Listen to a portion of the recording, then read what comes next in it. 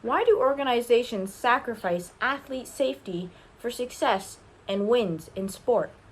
Why do people not want athletes to speak out on social issues? Why does FIFA pay men more prize money than women? How come women's sports are so hard to find on TV? Are there people who don't believe in protecting children from abuse in sport?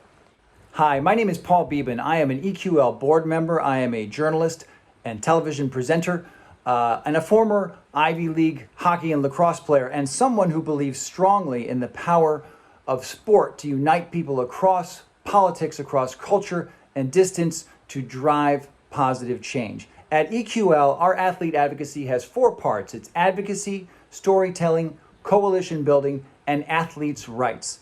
What we do is called grass tops advocacy. It reaches the people who are in positions of power and influence, those who shape policies and best practices around the world at all levels. I am so proud to be part of the team that trains our youth because it is their energy, their ideals, and their enthusiasm that is going to build a better world for all of us. Thank you. I'm Katrina Monton, a graduate student at Columbia University studying organizational psychology. Prior to graduate school, I was a member of the Canadian women's national water polo team, competing for Team Canada for just under a decade. As program officer, I'm working on the Athlete Advocacy Training Program, which focuses on training athletes to become advocates for change. Our goal is that this training be accessible worldwide, empowering athletes of all ages to stand up for access, equality, and safety within their sports communities. As a former national team athlete, I wish I had had access to something like this. I believe it would have given me the tools necessary to make a difference. We are equipping our youth for a lifetime of advocacy. I'm Julia. I'm 19 years old, a fencer, and a member of the Equality League Youth Council. Currently, I'm the oldest member of the Youth Council and the only one that is old enough to vote, but I know that every member of the Youth Council is determined to influence decision makers at the highest levels of the United States government and sports governance, no matter their age. We are lucky enough to have talented mentors that are experts in human rights, sport, and media. Getting to learn from them is a unique, once-in-a-lifetime experience that we are beyond lucky to have at such a young age. Part of our training is understanding just how important athlete advocacy is and how education in advocacy needs to be accessible to as many people as possible. This is why we believe the Equality League Athlete Advocacy Training Program should be available and mandatory to anyone involved in sport. We don't just believe that we can change the world through sport. We know that we can because our mentors have proven it. When I first joined Equality League, I did not realize the significance of the work we do. It has been through my training and interactions with our members that I've realized how important advocacy is in sport and how badly methods of advocacy need to be improved. I look forward to the future where we will continue to identify and address issues as we see them in our sporting world and empower those around us to do the same. I'm Mason Heibel, a member of Equality League and a combat veteran. Equality League isn't some stopgap aimed at a quick fix. Equality League is in it for the long haul and making sure that everyone, regardless of sex, race, religion, or economic status, has the right to participation and protection in sport. With our Youth Council and athlete advocacy training, Equality League sets itself up to be a mainstay in the global network of human rights and sports advocacy. Having the privilege to be a part of building that foundation and creating a multi-generational organization dedicated to empowering and protecting all people is incredible. My military experience as an explosive ordnance disposal technician allows me to bring creative problem solving, leadership skills, and countless hours of sexual abuse and harassment prevention training to Equality League and the Youth Council. I've also provided advice on self-protection during protests so that our young activists may stay safe while making their voices heard. So my name is Rob Villanueva. I'm a special advisor for the Equality League, and I'm honored to be here and to be involved with such a special group.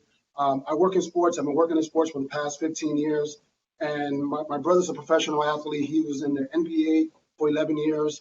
And throughout my road and my journey in sports, I've learned so much, met so many different people.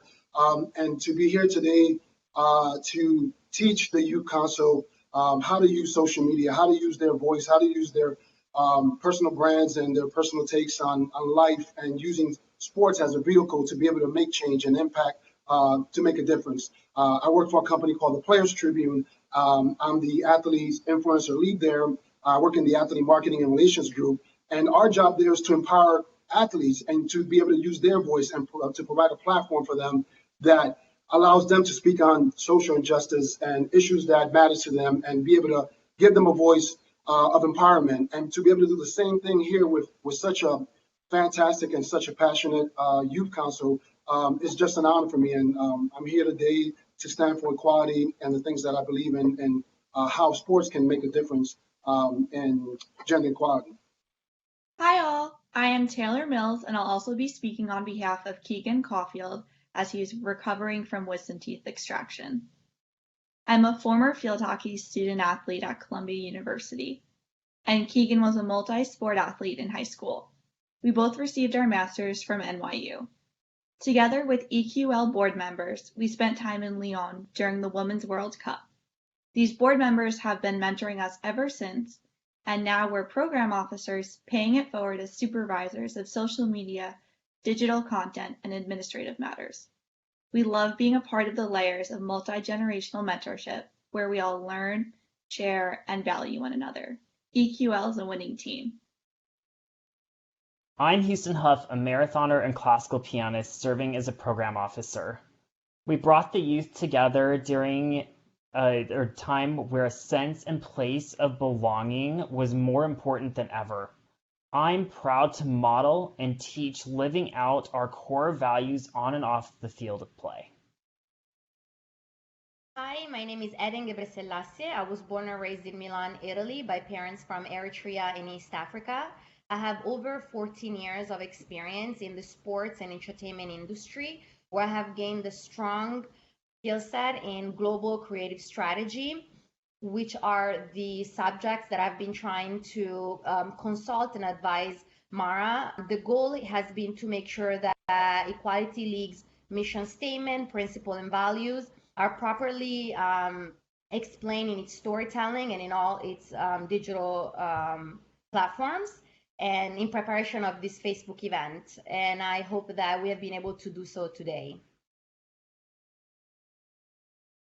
I'm Millicent, 14 years old and an equestrian. One of the experts we're learning from is Nancy Hogshead-Makar, who is a board member of EQL, CEO of Champion Women, and a Title IX and sexual abuse in sport expert, civil rights attorney, and a 3-time gold medal Olympic champion in swimming. First, the EQL Youth Council is just starting our journey from athlete to advocate. Do you believe we can make a difference? Thanks for that introduction, Millicent. To answer your question, I know that the Youth Council can make a difference. I know that Equality League is going to make a difference. I was an athlete right about the time that you all are athletes, and I didn't start my advocacy efforts until I was 22, but I think it's great that with the help of Equality League, that you all are getting started in your advocacy right now. Thank you. One of EQL's first action was to get behind Champion Women's successful effort to pass the Safe Sport Act, of which you just wrote the first draft. How did EQL contribute? Well, I was really lucky in that I got a call from EQL's founder, Mara Guban, who said, how can I help? And a lot of times when people say, how can they help? They really want you to help them. But Mara got a petition going that ultimately had 137,000 people sign on to it to help push the bill along. She reached out to lots of other sports organizations to get them to sign on to the sports legislation. We went to 5 different hearings in Washington, D.C., and all the networking and all of those efforts to make sure that what got passed would actually do the job of protecting athletes from physical, emotional, and sexual abuse. The Safe Sport Act was signed into law protecting children from sexual, physical, and emotional abuse on February 14, 2018. Has it led to lasting change? It has, but it's only the start. The Safe Sport Act gave the Olympic movement, which is the Olympic Committee and all the different national governing bodies, right? So USA Swimming and fencing and Taekwondo and gymnastics gave all of those organizations the legal duty to protect athletes from physical, emotional, and sexual abuse. But for those of you who have just been maybe seen Athlete A, or have been reading, there's been so many good resources out there.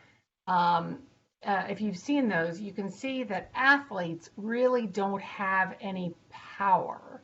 So one of the things that Champion Women is doing is getting the Equality League Youth Council here to help us change those dynamics. So you know how much power that athletes who are in the NCAA system have?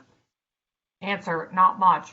And then how much power that the athletes have who are, say, in the NBA or the NFL, right? The governance structure determines whether or not that athlete is able to speak up, okay? Those gymnasts at the 2016 Olympics who were abused by Larry Nassar didn't need empowerment in the sense that, you know, they personally were afraid to speak up. It was that they could not speak up and still make the Olympic team. So that is a function of power. So, and that's what we need you all to help us with, is to get this another statute that will restructure the Olympic movement for the benefit of athletes.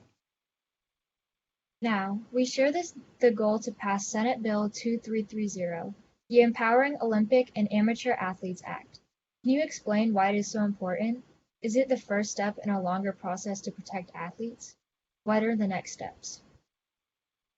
So Senate Bill 2330 was the result of all of those hearings that Mara and I went to with the senators to start that restructuring process. One of the things that it does a lot of things in the statute. One of the things that it does is it creates a commission that will be tasked with rewriting the Sports Act.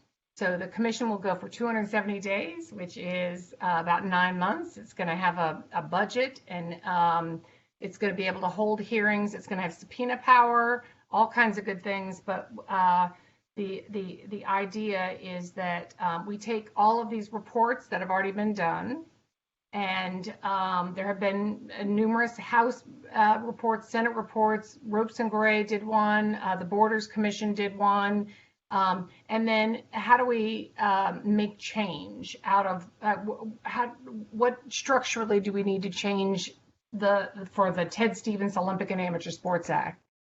Equality League is part of this bigger movement of athletes finding their own voice and coming together and in a coalition to be able to make these kinds of changes. I mean, I can't tell you the difficulty of not just the 500 athletes, but we have another, say, 1,000 athletes who want to be able to sign on but can't because we know that the USOPC retaliates. So, but they still want to know about what we're doing and everything. So what you're doing is really groundbreaking. There really is not a group of athletes in particular that are advocating for making change. Thank you for inspiring and advising us. We have already taken our first step. Hi everyone, I'm Jack. I'm 16 years old and a proud member of the Equality League Youth Council. Our first advocacy assignment was to write, sign, and submit a letter to Congress supporting Senate Bill 2330, which establishes congressional oversight over the U.S. Olympic and Paralympic Committee to prevent further abuse of athletes. A task force of 6 youth council members aged 15 to 17 met with a special advisor for over a month to brainstorm, review drafts, and polish the letter. None of us are old enough to vote, but the issue of safe sport affects us now, and we deserve to have a say in our futures. We will push and persist until we secure lasting change. To read our letter, I will be joined by Kennedy, Julian, and Taylor. It was also written by Cece and Leela, who you'll see later in our event.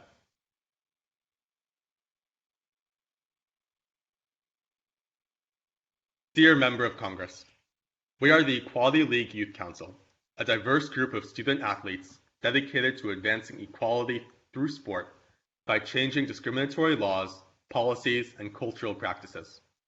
We are united in our belief that Senate Bill 2330, the Empowering Olympic and Amateur Athletes Act, must pass to protect and preserve our futures in sport. Hundreds of cases of sexual, physical, and emotional abuse of American athletes have been reported to national governing bodies across many sports, and far too many of these were minimized or completely ignored by the United States Olympic Committee, now called the United States Olympic and Paralympic Committee, USOPC.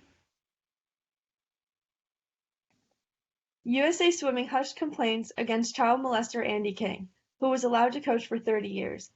Faced with accusations of sexual abuse in USA Taekwondo, USOPC lawyers argued that the organization had no responsibility to protect its athletes from the sexual abuse they were experiencing at the hands of coaches Steven and Jean Lopez. Infamously, the USOPC and USA Gymnastics ignored numerous complaints against Larry Nassar and even promoted him, effectively allowing him to continue his sexual abuse of hundreds of young American athletes for decades. These crimes do not represent the moral failings of just a few bad actors. These issues are institutional, and they will continue without sufficient oversight. Senate Bill 2330 must pass with articles to establish congressional oversight of the USOPC in order to ensure protections for all amateur American athletes. Freedom to participate in sport is a basic human right. All athletes should be free to grow and thrive in conditions that cultivate resilience, leadership, and confidence. This is only possible in an environment that fosters safety and protects our dignity. It is unacceptable to turn away from the abuse suffered by young athletes at the hands of coaches and trainers. The millions of young American athletes, including ourselves and our teammates, deserve to be safe while participating in sport, knowing our best interests are at the heart of our nation's leaders. To prevent further abuse of American athletes, structural reform is needed. We ask that you cast your vote in favor of Senate Bill 2330 with congressional oversight to protect millions of American athletes from abuse and to safeguard the dignity of youth in sport. Respectfully, the Equality League Youth Council. We are 16 student athletes ranging from the ages 12 to 19, and we are determined to protect ourselves and other athletes from abuse. From our EQL advocacy training, we know that to reach decision makers, we need the support and partnership of allies in every sector. If you believe in access, equality, and safety in sport, join our community on Facebook and Instagram.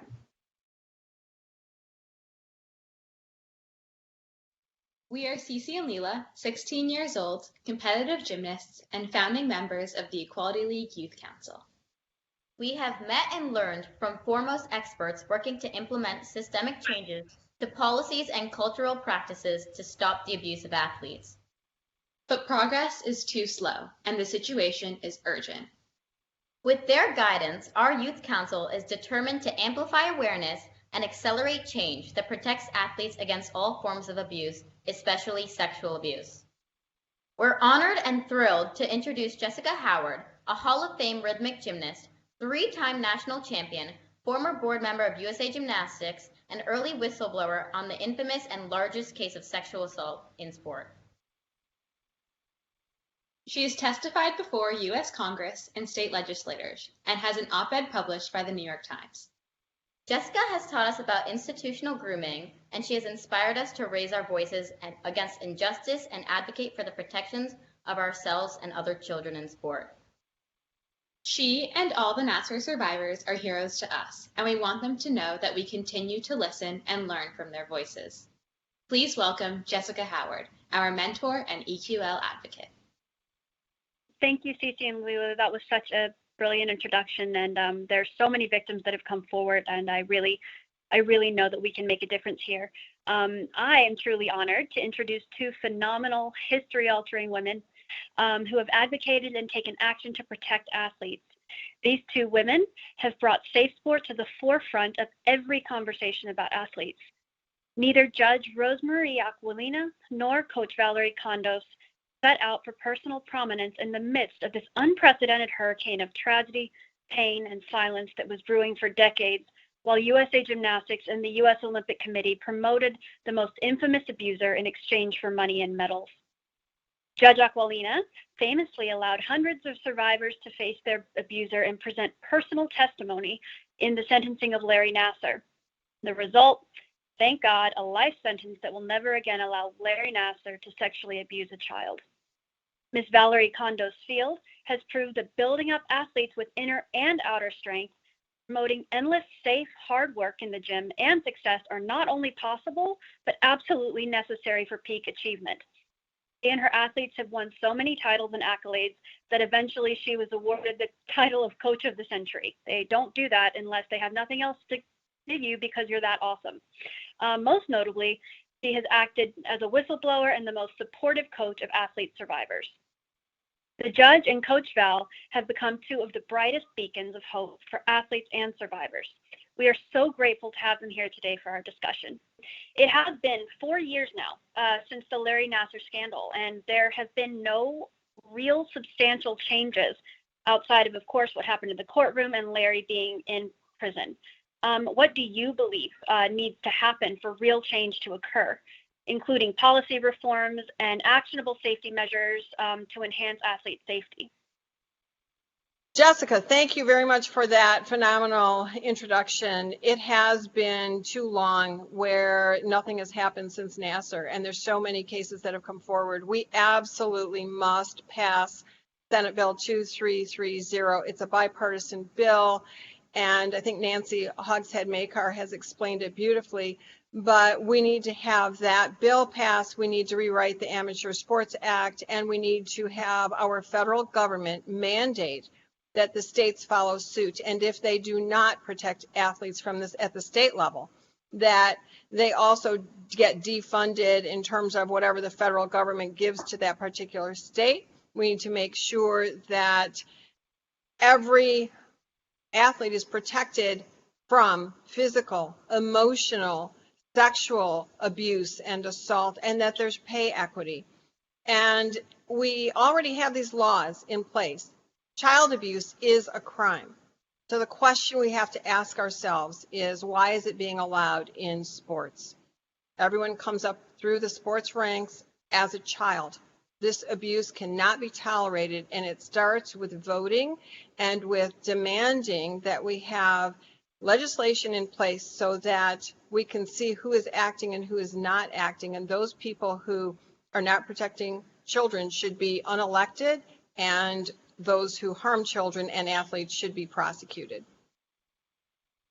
Judge Aquilina, what role should sponsors play in holding the U.S. Olympic and Paralympic Committee, USA Gymnastics, and other nationally governing bodies accountable for the safety of all athletes? Sponsors need to stop sponsoring the Olympics until this is all cleaned up and that we have safety of athletes over money and medals. If they continue to sponsor the Olympics, then they are sponsoring child abuse. They are sponsoring humans being treated less than human. They are allowing sexual assault, physical assault, emotional abuse. If sponsors act today and they say, we are not going to sponsor this until it's cleaned up, it will get cleaned up. And if the public hears that and they don't pull out, then we shouldn't buy any of the products that sponsor the Olympics. We need other things in place, and they need to demand it. We need to mandate the legal protection of athletes, documentation of each complaint, investigation of each complaint. Any accused coach isn't moved, but they are immediately suspended pending investigation. So they don't lose any of their rights, but they're not allowed to perpetrate if in fact that's what they're doing. We need to mandate pay equity. All of those companies who sponsor the Olympics, they expect raises, they expect pay equity. Why aren't they demanding it for the people who are in the Olympics? They are the national treasure and they need to be treated like that. And they need to make sure that each and every athlete has a voice by a sponsor taking away the money. That gives the sponsor strength, it gives the athletes voice, it gives them protection. And it makes sure that everybody knows that the athlete is the heart and soul of the Olympics, and they are to be valued, not abused, and that nobody will condone child abuse. And if, in fact, the sponsors don't pull out, then if one single coach violates this in the Olympics, they ought to also be held accountable because they're partnering with abuse, and that cannot be tolerated. So I think we need to partner together for a strong message and change this now. We have 1 year. It's already been 4 years. Why has it gone on this long? Why can't we stop it now? By allowing the voices of the Nassar survivors to be heard, survivors of athlete abuse have begun standing up and speaking out all over the world. How do you feel about the multiplier effect that you inspired? I am really humbled by that. The Crime Victims' Rights Act allows every victim to be heard, and I've now been a judge for 16 years, I've always allowed every victim to speak, and I don't limit victim to the person who's in the count that's pled, because for every victim, we know crime has a rippling effect. So if a woman's been assaulted, then that affects her husband, her children, her family, her parents, everyone, even her teachers, her doctors, whoever it is. And I believe they own the courtroom. I believe the people own the courtroom, and they all deserve voice. So I'm very humbled by the response because it's something that I've done every single day being a judge, and I figured that this would all go away, that after this case, after 3 days, we would be on to the next issue, because America's like that. We have disposable issues. And I'm really honored that really America and the world has embraced the way of doing things, my way of doing things, but also the voices of the girls. They're the real champions. And they've embraced this, and they've joined unitedly and said no more. So that really humbles me and honors me at the same time. And it's not me who should take pride in this. It is every survivor who testified, and even those who are not strong enough yet to testify, because at some point, the example of the sister survivors who testified in front of me will give them strength to come to terms with it. So it's really humbling to me because I don't deserve the credit. I'm Josh, 15 years old, a wrestler and a football player with a goal to compete at the college level. I learned that 1 in 7 boys are sexually abused, even more verbally, physically, and emotionally abused. I'll be playing sports for many more years, and I don't want to be worried that someone may harm me, my teammates, or any other athlete. How can we, as youth athlete advocates, do to influence decision makers to protect us? I'm going to jump in here. I think you need to slow down. Yeah, it's just your nerves. I always tell attorneys that too. Right, so slow down. We'll be able to understand. Okay, I'll slow down. All right, thank you. Josh, this is Miss Val. Hold on, sorry. This is a gymnastic Val. Josh, you have a very compelling story. Like you had me literally at hello. But when you said you're a wrestler and a football player, then you started talking about boys. Like I dialed in. So don't just slow down, but talk to me. Talk to the people. Okay. It's a very compelling story. Yes, your voice is beautiful, but Thank you. I was like, oh, okay. Like this is something new that we haven't heard yet. So okay. You really have us all. So just talk to us. I'm Josh, 15 years old, a wrestler and a football player with a goal to compete at the college level. I learned that 1 in 7 boys are sexually abused, even more verbally, physically, and emotionally abused. I'll be playing sports for many more years, and I don't want to be worried that someone will harm me, my teammates, or any other athlete. What can we do as young athlete advocates do to influence decision makers to protect us?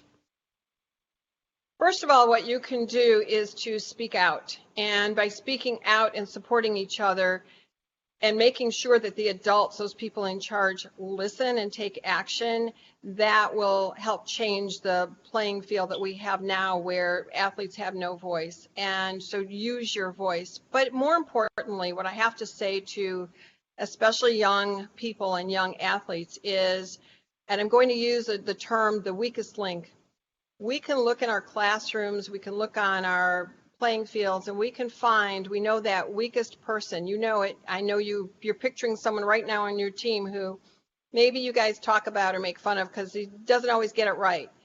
Well, what we need to do is to find that weakest link and make that weakest link partnered with you, a strong link, or the leader of the pack. And so we level the playing field even amongst peers, because when you take the weakest link and partner them with the strongest link, you have the strongest team and link ever. And then you change the playing field, because any perpetrator, whether it be a coach, a doctor, someone else associated with the school or with the sports or whatever you're involved in, when you act in unison, that weakens that perpetrator to think again, and it really changes the power dynamics. So look for that. Also, you know, there's a lot of bullying language that weakens everyone. So instead of saying, yeah, that girl has PMS, I always change it around and say, you know, I have PMS, because I promote, mentor, and support. And that's what you all need to do, is promote, mentor, and support. And when someone tells you to man up, okay, that's another bullying term. Don't take it.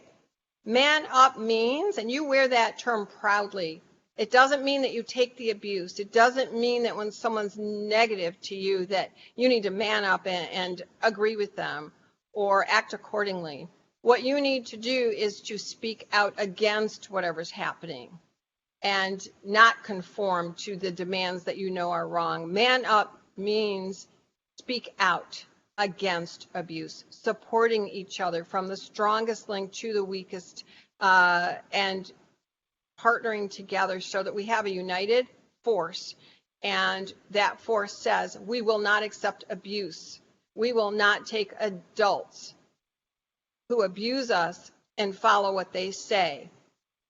And so if we carry this message and we talk to our parents about it, we talk to a trusted adult, we talk to the principal, we talk to a higher coach, and we keep using our voices, you will be heard. I promise you, you will be heard. You will be believed. Make sure that you vote in the local and state and federal elections. When you are 18 and can vote, make sure what you find out about is, how do those legislators feel about abuse, about athletes being treated poorly? And if they don't have an opinion or they don't know anything about it, go on to the next person and ask them, and vote for people who will not only make change now, but who will sustain the change and keep making it better, so that all children are safe. There's never anything wrong with speaking out, and there's many ways you can do it. Speaking out for yourself, for someone else, and by voting. Thank you, Judge Aquilina. We'll make sure to follow your advice. Thank you. Ms. Val, you are a mentor to me and have been so inspirational to gymnasts across the country. As a gymnast, I just want to know, we athletes are committed to protecting ourselves and our teammates, but we aren't taught about abuse as young children. What are some red flags that we or our parents should look for when we join a gym or another club? Thank you, Cece. Everybody, this is Miss Val, and I just want to say, Cece, to you and everybody that's on the Equality Youth Council, we are so proud of all of you for speaking out the way you are. You will really affect change. So the question is about, what should parents look like? I'm going to talk about going into gyms, but this is across all sports. And it is incumbent on the parents to do your homework. And so when you first go to seek out a gym, ask for their written policies. What are their policies that have to do with how they are going to teach and engage in your daughter or son every single day? If those policies don't say something about the overall health and wellness of the athletes they'll be teaching, then you've got a little bit of a problem there, because some policies only mention how they will teach the gymnastic skills. We're way past that now. That's the dark ages. The second thing is, ask for what types of systems are in place to make sure that there is an overall coach's development that these coaches are expected to adhere to, and to be recertified, not just certified once, but recertified every single year. The overall coaches development, quite often, coaches love their sport. So they think of coaches development of how am I going to teach a round off? Overall coaches development, those skill teaching is important. We're talking about the mental, emotional, and physical health of the athlete. And then parents, go old school and use your senses, okay? When you step into that gym, use your eyes and look at what you see. What type of demeanor do you see from the coaches, from the athletes? Is it heavy? Is it burdensome? Or is it light and inspiring and joyful? Use your ears. What are you hearing? Are you hearing negative talking and speaking from the parents? Because if the parents are trash talking somebody else, that's the culture that is allowed in that gym. Listen to how coaches address the athletes. Smell. Use your sense of smell. If you go into a gym and it's just nasty, then they're probably not taking care of every other part of their business. And then the final sense is use your gut. Your gut, the gut knows. Okay, when you walk into a gym, your gut should be able to say, wow, this is going to be a great place for my son or daughter to be. Or your gut will say, oh, I'm sensing something. Trust your gut and then do your reconnaissance to figure out what your gut's telling you. You have said that the abusive culture of sport can be reformed through education. Can you give us some examples of this? Yes, I believe that any type of real change does not come from being told what to do. Real change comes from being motivated to want to change. Real change doesn't even come from coaches being worried that they're going to be caught. Real change comes from motivating them to want to do something differently. That motivation comes from educating them. People change by being motivated, which comes through education. And so regardless of what the governing body is, whether it's the national governing body or whether it's just your gym, we all need to have the same curriculum and certification process that is teaching us how to take care of the overall health and well-being of our athletes. Hi, Coach Val. Personally, it is an honor to talk to you, and I'm just blown away by your evolution as a coach and what you've done for athletes and what you will continue to do for current and future generations. I wish, as a young athlete, I had someone like you coaching me so that I could have really fulfilled my full potential without having to suffer the side effects and consequences of inexplicable abuse. But what I was wondering is that you are famous for nurturing athletes as complete beings and coaching them on life lessons as well as gymnastics. We have learned that you used to have a more aggressive coaching style. I was wondering if coming in contact and starting to coach girls who had come from USA Gymnastics, elite national team and Olympians, if seeing them and working with them helped evolve your coaching style and your philosophy on how to work with athletes. Thank you, Jessica. And I have to say, it's truly an honor to meet you. I've heard you speak many times, but I've never met you. And I just want to thank you in the way that you've used your voice to affect change. The truth is that I came into the sport world from the world of dance. So I was a ballerina and I came to UCLA to be their dance coach for the gymnastics team in the 80s. So I came into the sporting world around the time that the Carolis came over. And I knew nothing. And so I thought that this tough demeanor, tough talking, bullish style of coaching was the only way to achieve quote unquote success. And so I mimicked coaches like Marta Caroli. And a few years into my head coaching career at UCLA, the entire team sat me down and for 2 hours told me how my aggressive coaching, my sarcasm was demeaning, it was belittling, and they just through tears said, Miss Val, we want to be built up. We don't want to be torn down. We don't want to be belittled. We want to be supported. And at that moment, I thought, okay, I can either put my foot down and say, well, I'm the head coach. It's my way to highway. or I can realize that what I'm doing isn't working. And so that's what I did. And I think every single coach out there of every sport, you need to figure out your why. Why are you coaching? And if you're only coaching because you like the strategy of the game, you like the medals, you like the money, you like the celebrity, you need to think a little bit more, because sport is not about the medals or the money. Sport is about taking these young humans and helping them develop into the best versions of themselves they can through sport. So my why became very clear. I'm going to develop superheroes through the sport of gymnastics. And then the next thing you have to do, that I did, everyone needs to do, once you figure out your why, is figure out your how. How are you going to go about doing that?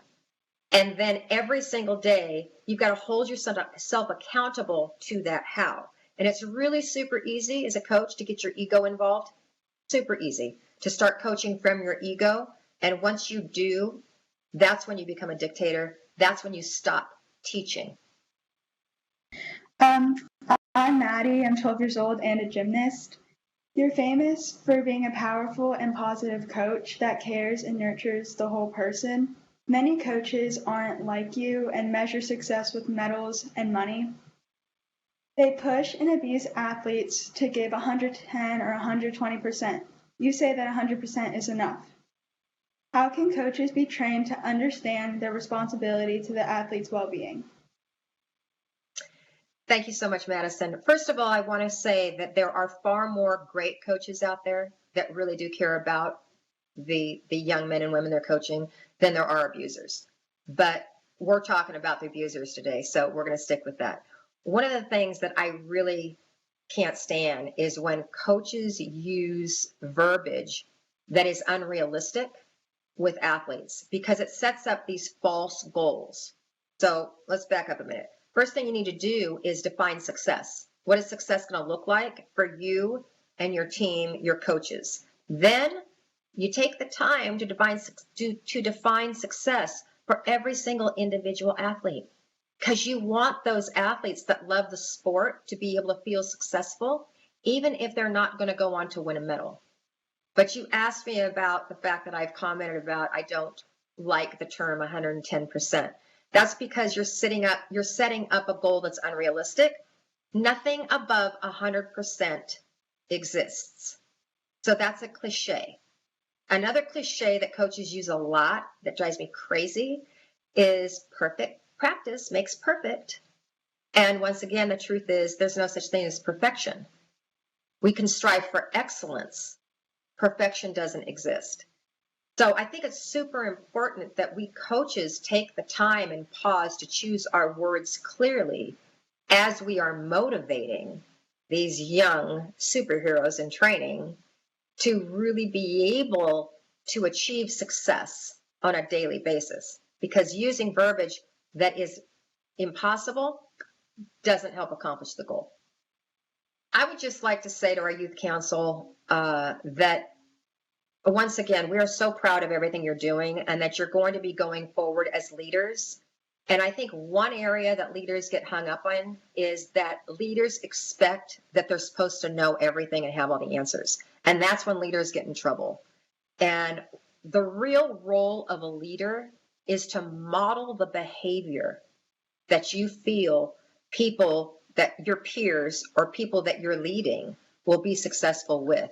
And so the fact that all of you are out here modeling the behavior of how to speak up honestly and respectfully, how to own your truth, how to seek out people such as Judge Aquilina, so that you're able to find answers. Because please don't ever expect you're expected to know all the answers, ever. Nobody has all the answers. But it's our job as leaders to model that behavior of inspiration, of passion, of humility, of vulnerability, of compassion, of empathy, of grit, of confidence. So thank you very much for all you're doing. So I want to echo what Ms. Val said. I think that the leaders of tomorrow are here today with us in this forum. And what I want to tell you to do is to embrace change. If you are afraid of it, nothing will get done. If you see something wrong, change it. We don't want Groundhog Day to happen every single day so that wrongs are not righted. When you use your voice for change and you embrace it and say, tomorrow is another day and I'm going to make it better, that is true leadership, and not worrying about what will happen to you, but always recognize the greater good is what's important. And I think that all of you have that ability, not just for the little changes, but huge ones that are going to come because of your voices, your compassion, and your dedication. So thank you all for doing this and inviting me. I couldn't be prouder to know you and be part of this. Thank you. Thank you.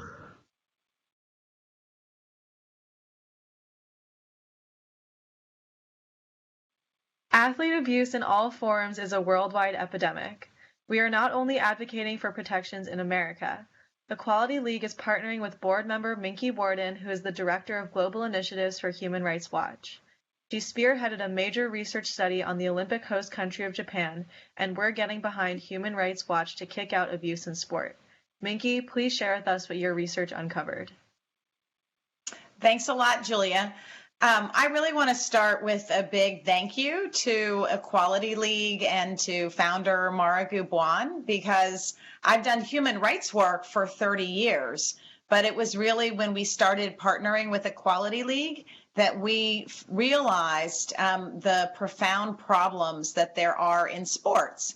And many people will say, well, what does sport have to do with human rights?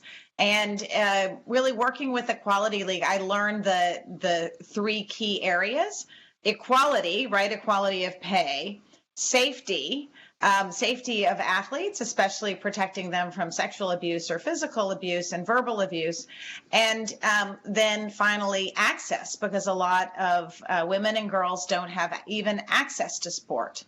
Our new report on Japan that you asked about focuses on something called taibatsu.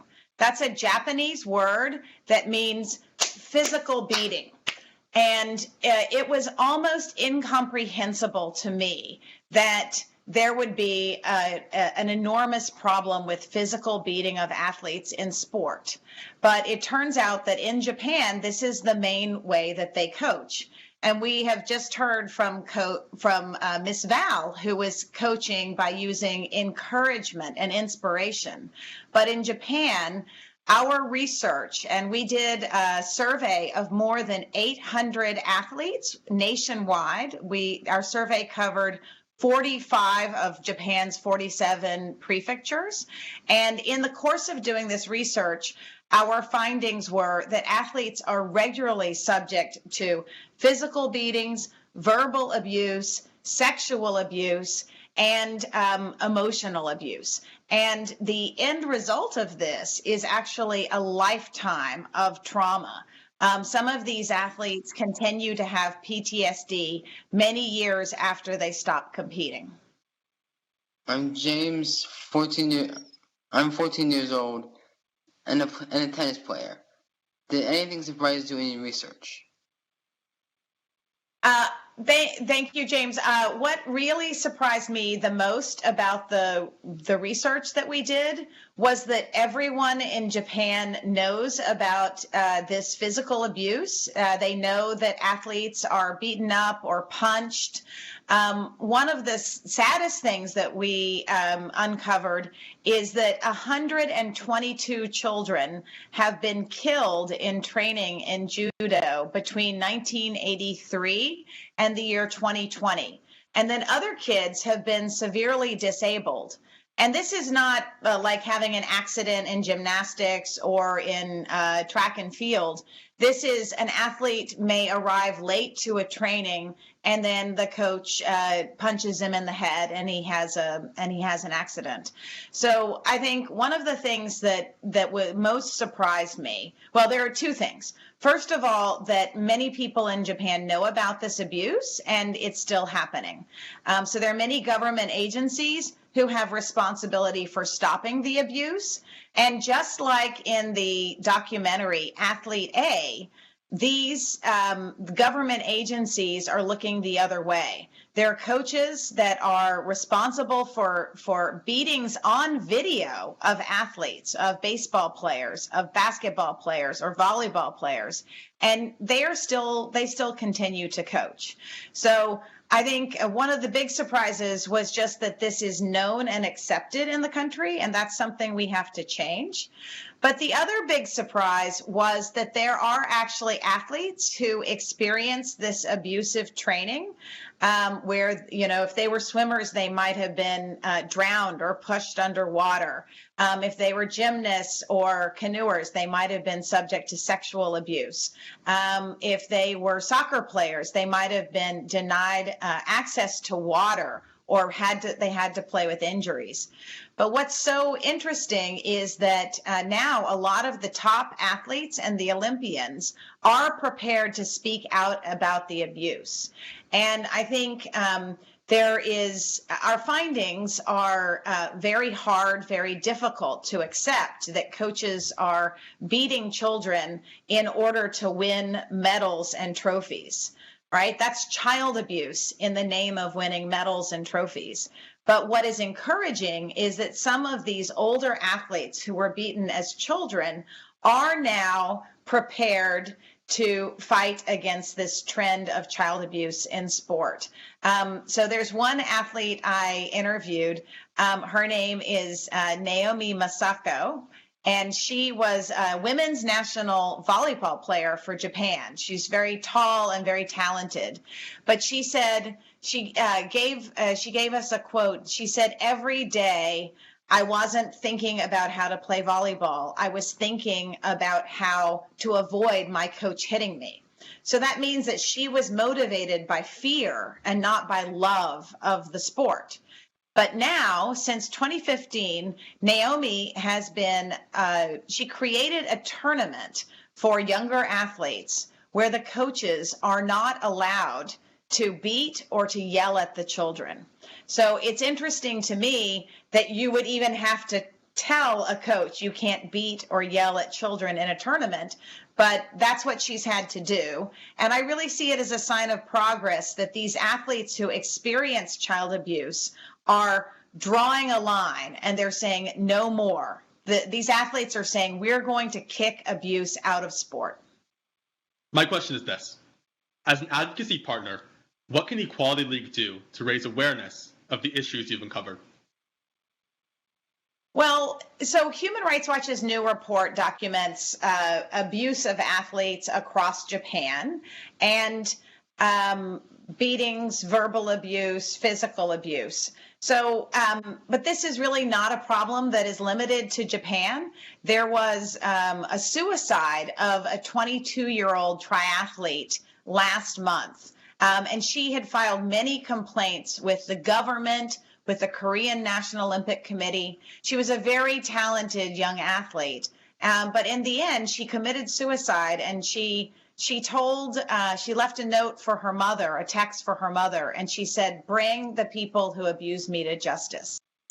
And I think that we have an opportunity, and actually young people have an opportunity to work on public education to say that it's not right to be abused in sport.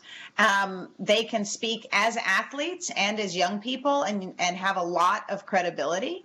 And finally, I think we're entering into a really exciting period because this year, the Olympics were supposed to be starting in the month of July, but because of coronavirus, they were postponed for a year. So there is this unique opportunity. The Olympics have been postponed to next summer, to next July. So now we have 1 year to attempt to change the laws and the policies and the culture that makes it okay to abuse kids in sport. So I think the answer to what the Youth Council can do is we need your help to help with the education. You can help on social media. You can help us get the word out. And because it's an Olympic year, this whole next year, we have a chance to work to change the laws in different countries that make this possible. And we have a chance to change the culture where athletes are not welcome to speak up about abuses. So I think reforms require both evidence of abuses, which is what Human Rights Watch has produced, but then the reforms also require a moment and political will when we can get these changes made, and then that will change sport forever going forward. More importantly, how can we solve these problems? So solving the problem of child abuse in sport is hard. If it was easy, it would already be done. And it's hard for a lot of reasons. It's hard because athletes want to achieve, they themselves want to win medals. They give 100% in trainings. Parents want their kids to win medals, and governments and sports federations also want to win medals. So they look past the human rights abuses that are affecting kids. But I think we have a chance now because it is an Olympic year, and also the World Cup is coming up in 2022. So we have sort of a perfect storm of major world events coming up. You may not know this, but the FIFA World Cup attracted more than 3 billion people, right? That's half of the world's population. So sports has this enormous positive power. And I think if we are able to explain to parents and athletes the risks, and if we're able to explain to them their rights, then we have a chance really to change the game so that we can get abuse out of sport. It's not necessary, it does lasting damage, and it's completely against the principles of sport.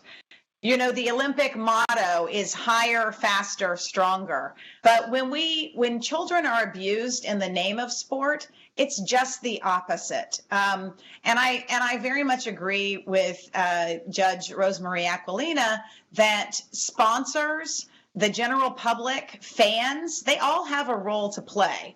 But most of all, young people have a role to play because you're the ones who are playing sport and you're the ones who can speak up and make a difference in changing it. So just in this, we've talked a lot about, even Judge Aquilina talked about putting the onus on sponsors and using that financial backing to enforce human rights standards. What can we do to impress upon that same standard of importance with the International Olympic and Paralympic committees in terms of not rewarding these countries like China, for example, with games? So Mason, that is the $100 million question, or in the case of Qatar, it's the $300 million question, $300 billion question.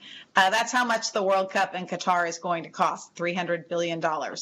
And I think one of the missions of Human Rights Watch is both obviously to protect athletes and workers and journalists and others who are involved in sport, but we also have been working for about 20 years to get FIFA, to get the International Olympic Committee to understand one fundamental thing. And that is that if you give these major events, these mega events to a place like China or Saudi Arabia or Russia, you will actually, whatever the existing human rights problems are, you will exacerbate those. So if there is, for example, an anti-gay law in a country like Russia or Qatar, then everyone who tries to come could be arrested, right? Anyone who has a rainbow flag could be picked up and tortured. So that directly affects fans. But I think it's really, I believe that fans fans don't want to sit in a stadium that workers died to build. Athletes don't want to play in a stadium that workers died to build. And I think by exposing what's really happening in these countries, we have a chance to change that. I have some exciting news, which is that the IOC is preparing to adopt human rights as a fundamental principle of Olympism. They've hired a human rights manager. So I think the process has been glacially slow.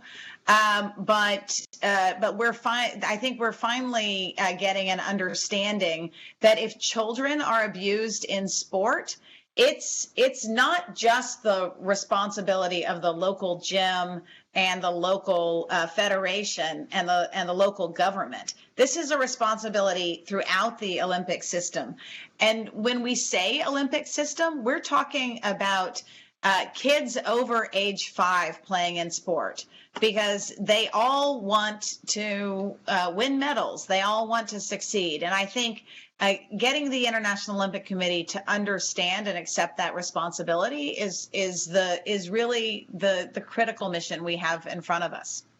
And it's a historic responsibility to actually get the IOC to adopt human rights principles and then put them into practice. Thank you. I've been dying to pick your brain about that.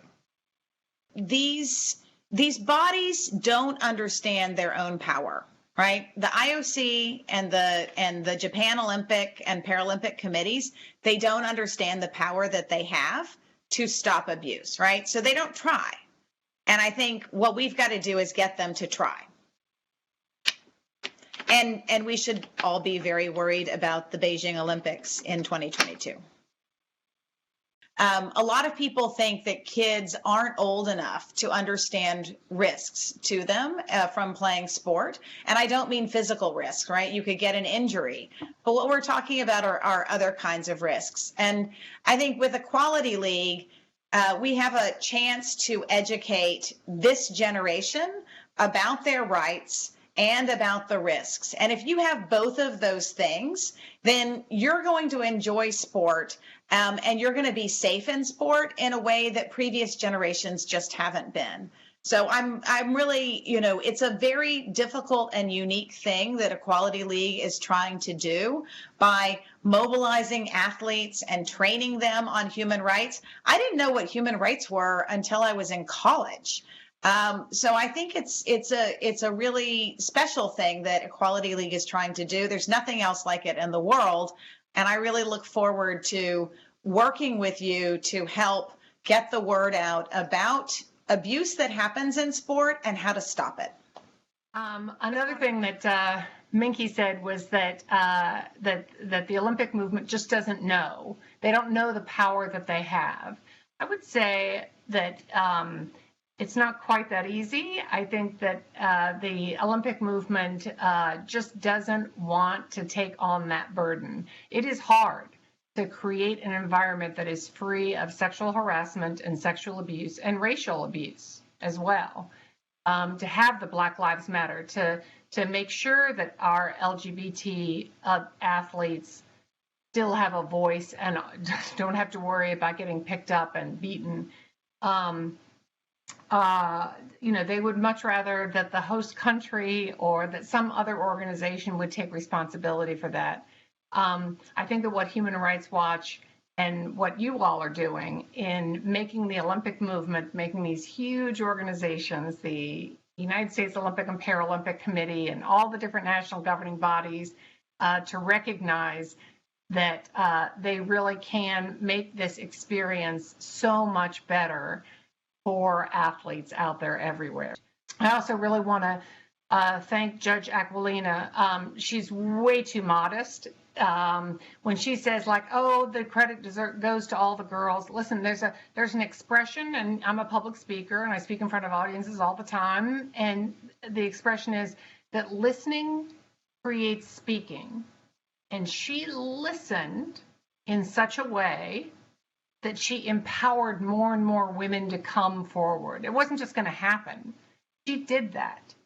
She gave them an audience. You can imagine, right? That was a moment in time, in part because of her, and we need to not let her shy away from saying it was all the athletes. Listen, listening creates speaking, and she did it absolutely beautifully. So I'm thrilled to be able to be involved with you all, and look forward to collaborating even more. Thanks. Equality League is excited to announce our year-long campaign to kick abuse out of sport. We want Japan to answer the human rights research with reforms and protections before the Tokyo Olympics begin next July. Please support us by joining our coalition. Sign up on our website, eqleague.org. Thanks. The Equality League Youth Council was fun. I love Equality League because I meet with new people and I learn how to help others. It lets me advocate for young female athletes. Is doing important work for athletes everywhere. Is a step forward. It focuses on giving young athletes, especially young girls, the right and the ability to play sports in a safe setting. The Equality League Youth Council is a great opportunity that's going to change the world through sport. EQL brings to light issues that affect millions of women around the world. The Equality League is inspiring. We are equal. We are equal. We are equal. We are equal. We are equal. We are equal. We are equal. We are equal.